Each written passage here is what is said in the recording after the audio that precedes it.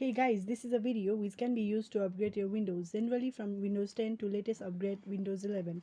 Recently there was very much issue for upgrade to Windows 11 for many unsupported devices. But from this video you can upgrade your Windows even if it unsupported. So please watch till the end and share if you like this video. Initially you need to go to the Windows 11 download link which will also be provided in the description below and choose to download as below. Now the download will begin and it may take some while depending on your internet speed. The downloaded file will be of the ISO image file which you will need to have for the USB flashing.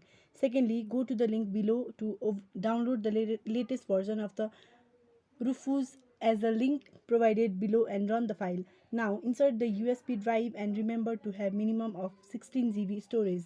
Now please look at the most important part in this video.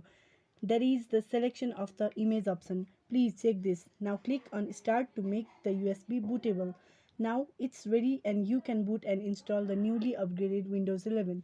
Hopefully you like this video. Please like, subscribe and share and post a comment if you feel some issue.